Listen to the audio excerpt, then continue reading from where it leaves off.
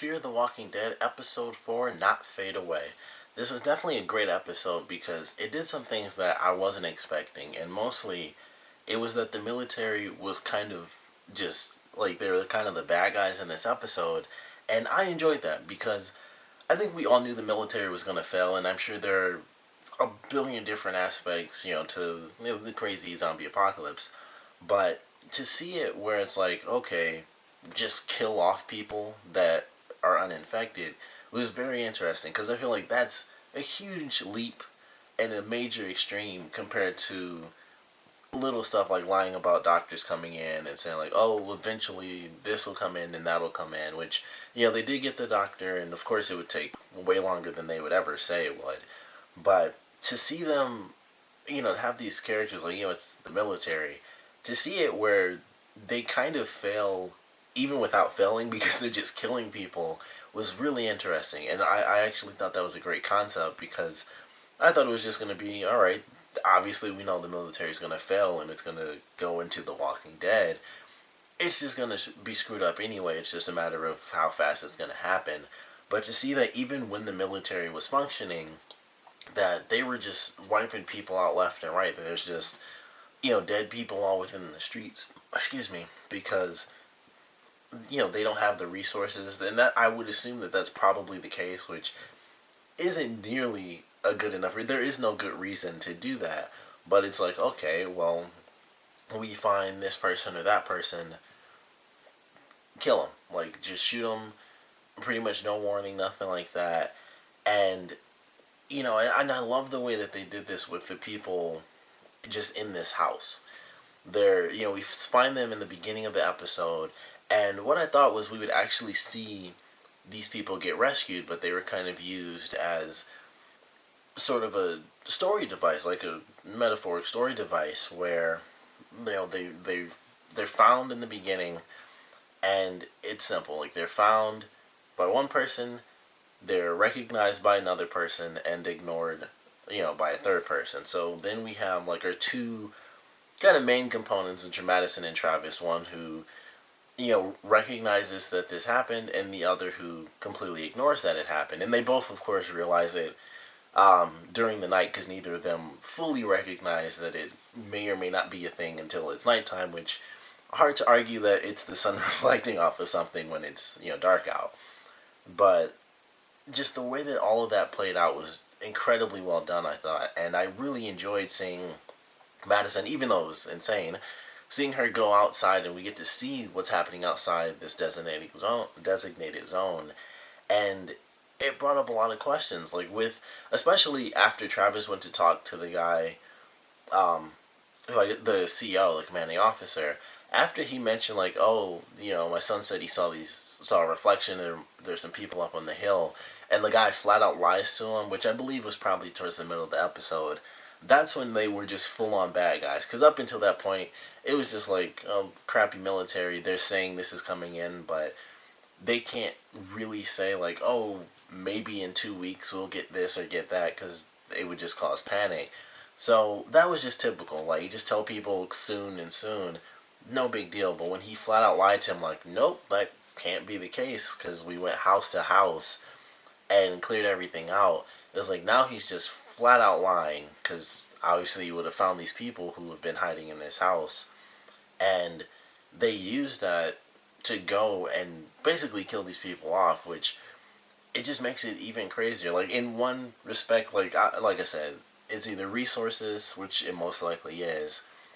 So, say resources, and then I guess cautious measures, preventative measures, as far as killing people off while they're human so they can't become zombies. It's still not a good plan in any way, to be totally honest, because they could easily just bring those people in and, rations and resources and naturally mass chaos. That's just how all that stuff, that's how dystopian stuff always plays out. It's never just, we did it. It's, yeah, we got a bunch of people, we're running low on resources. And in this case, they kind of skip right over that. Like, we already got low resources, just kill everyone else out there. It doesn't even matter. This is, enough protected people. Maybe that's just how that played out. They found a place that wasn't they were kind of off in the suburbs a little bit. So it's like, all right, we have this area, which is a huge area. We see through some of the different scenes in this episode that the perimeter that they have around them is actually very huge. Like, it's big enough to where, like, their neighbor, he drives and he's just gone now. He drives, his car off. And when they mentioned that, I was like, I honestly thought it was their, like, couple of blocks radius. I really thought it was, like, their tiny little portion is, the protected zone. But then we see that it's actually a couple of miles around. Like, they have distance to walk. The beginning, Travis is going on a jog. He's just running about town like things are kind of normal. And I actually thought that was pretty interesting because it shows, like, it really shows how open they are. Because, like I said, when I thought it was just their little, basically, complex, I was like, alright, that's like a couple of blocks around. Nothing. And then we see, like, the big open fields and they have, like, the perimeter checks and all this stuff. And it's like they have a bunch of stuff that's just going to be torn down when, more and more zombies kind of pile up. And it's like, alright, boom, there goes this gate. And then out of nowhere, because they have this giant chunk that's just wide open, and, there's not someone there 24/7, we're just going to see zombies pile into the city, and it's going to be, chaos within, because they're going to have people get eaten inside the gate, and it won't be one of 12 designated zones, if there are even actually 12. So I enjoyed that. I thought it was like, okay, just little stuff here and there. I mean, we saw Madison just, boom, she popped the thing open. That's open. I'm sure she didn't have, like, little zip ties to just close that back up. So any zombies fall on that and it pushes open, boom, they're crawling through. Um, their neighbor who, like, crashed into the gate, I would assume it's weaker now that he crashed into it. It seemed like he sort of climbed over. It didn't look like there was a hole in the gate, but, like, it bent down and basically he got through. He snipped the barbed wire off the top, and so he climbed out. So they already have two pretty significant problems in the gate, and there's just going to be more coming through later. But I thought it was really cool how we got to see the military already felling the people, and we get a really cool story at the end of the episode, where it's like just happening all over again, just different place, different situation. But I enjoyed it. It was really cool seeing the characters have their moment after being saved in the last episode.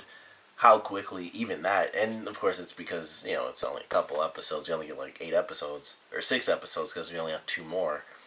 But of course they kind of have to rush it a little bit. It doesn't feel rushed, but they can't exactly spend time where they have a full episode where everything's normal and character development. And it's like, all right, character development here, craziness here, and then kind of mix the two together. And that really works for the show. We had stuff with Nick in this episode where it seemed like he was doing okay with the drugs, and then we find out that he's actually been taking the morphine from the guy next door, which was kind of messed up because, him taking the morphine just means that the guy was in pain that whole time if he was taking the morphine. So it was kind of like, man, that's a little messed up for his drug problem. And, and it's a drug problem. He was supposed to be waning off of it, but if he has a source to just feel great, then that's all there is to it for him. And then of course he got busted, which I knew was going to happen. I didn't think he'd be taken because I wasn't even thinking about that at the moment. But he gets taken at the end, and they have to knock him out because he takes off. So he's been taken. Liza's gone. We have Mother Salazar. I still don't remember like the family names, but she's been taken. We have like this new nurse or new. I guess she's a doctor. She comes in and it's like, all right, take these people and ship them off to this fortified hospital, supposedly fortified, which probably won't last too much longer. But we've lost a couple of characters by the end of this episode. They're going off doing whatever. Like, who knows how long they'll be gone. And I didn't get to see the preview, the full preview for the next episode. So I know, the little bit that I know is that Madison, and I assume Travis, based on like the half scene that I got to see with him and his son, I think both of them are going to go with the Father Salazar, and they're actually going to go get everyone back. And so I don't know how that's going to play out, but there's a lot of stuff. We even have a connection between the Salazar daughter and one of the military personnel, so that could come into play in the next episode where it's a bit of an issue. But this one was just like the military's lying to them. They have a neighbor who's going crazy military. The OC just doesn't give a crap. He's just like, or the CEO, not OC. The CEO doesn't really give a crap. He's just like, got my orders, which he probably doesn't have any orders. Just shut everybody up and power on, power off, really. But with 2 more episodes left, I'm really excited to see how they kind of really how they end things, because we only have 2. They're gonna go get their family back, and then what are we gonna see for the season finale? Because they're gonna be leading into season 2, which the show has already been renewed for a season 2, so we are getting that, which is really good. But there's a lot of stuff left to happen, and this I think was a really good episode. We got some interesting stuff with Alicia and her really dealing with the emotional side of things now that she knows the truth and how crazy everything really is. And we didn't get to see the ending, which I was surprised by, but we saw her like tattooing herself, like the little henna tattoo that her boyfriend drew on her arm in the first episode. We see her like tattooing that, which was kind of messed up. I was like, man, I don't like. Obviously, it's gonna look exactly the same, but I'm like, in real life, that thing would come out like just jumbles. It would just be like a piece of crap. But I'm sure that'll come out, totally fine due to makeup and everything. So we might see that in the next episode. But she's even writing like a post-mortem note, and the way they did it is where seemingly she still doesn't accept it, but I feel like she kind of accepts it. I think she does accept it. Like even the scene when she's in the house and she looks at the picture of the couple that used to live next door, I think she knows everything that happened, but it's one of those things where characters write notes to loved ones that they know are gone. Like they accept the fact that she hasn't, of course, seen it, and they probably won't put that in where she actually goes to the house and finds them. But I think she does accept it, and it's just one of those things where she knows it won't happen. And she even mentions, like, especially there's one specific line that really makes me think that, which is, um, it was something like, you'll hold me soon or something like that. And it's like, I don't know. Like, I feel like that's sort of a we're all gonna die type of line. But it could mean, that she's incredibly hopeful. So it could technically go either way. I guess it's just how you really think about it. But based on the scene with her in the house, I feel like she does accept it. And especially like the tattooing thing, she went to, kind of going straight to tears when she looked at the picture of the neighbors, because she knows, like she accepts the fact that he's gone, and that's why she goes to the point of tattooing herself, because she does accept it. And this is just sort of her, sort of her Rick moment, really. Which I was trying to think like, can I say that? But that happened like 3 seasons ago. But it's sort of her Rick moment where he was still seeing his wife, except he was kind of going nuts and actually seeing her. In this case, it's just it's just sort of this letter or whatever it's doing. Like it was just a narration, and it looked like she was reading a letter, so maybe she wrote it and was rereading it to herself, I guess. I wasn't 100% sure. So it was either the picture that she took off the wall or maybe another picture or something, but I think that's kind of what it is, and it's just how she's going to kind of deal with her loss, is that she's going to kind of write these notes or make these messages for someone that will never actually hear them, because that's just kind of helping her get through it. But I did enjoy that. Like I said, the stuff with Nick was cool. I liked the ending, especially because not only did things kind of go crazy and we saw the people on the hill get killed, and now Travis kind of realizes certain things, but I like the fact that Liza was kind of blamed for it, even though all she was doing was helping. We find out that she also wasn't a nurse in any capacity. It was just the training, which I pretty sure she mentioned that she kind of was, or maybe she mentioned that she was going to nursing school or something like that anyway, so it's probably not a big deal. I just kind of just don't listen sometimes, I guess. But I like that she was kind of blamed for just trying to help, and then, when the doctor busted Nick, it's like, okay, well, we're taking him, and I still don't see why they couldn't take the father Salazar. I still don't get why they couldn't just put his name on there, but it's like, I don't see why that was such a big deal just to add this guy and have him go along, with his wife. Like, that just made it worse. In 2 different situations, it kind of messed up both families at the same time. It's like, the Nick thing would have been bad no matter what, but them not letting the father go is like, well, that's just stupid. Like, of course he's gonna be angry and just want to be with his wife, and now she's just gone and separated from her entire family, just like Nick is, and neither of them have anyone because, of course, they'll be split up in different situations.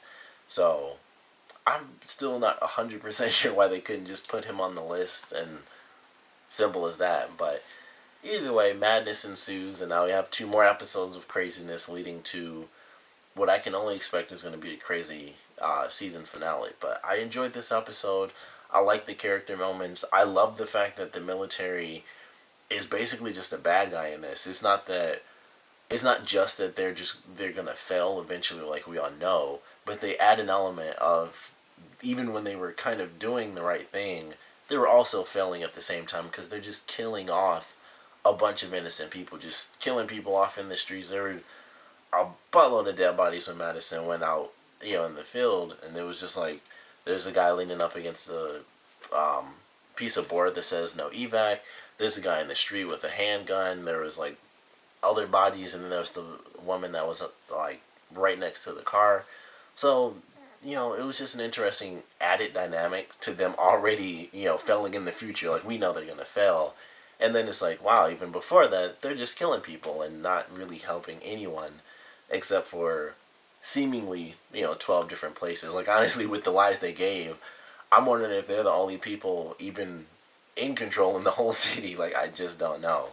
But I enjoyed this one. I want to know what you guys thought about it. So please comment below. Let me know your favorite parts, your least favorite parts.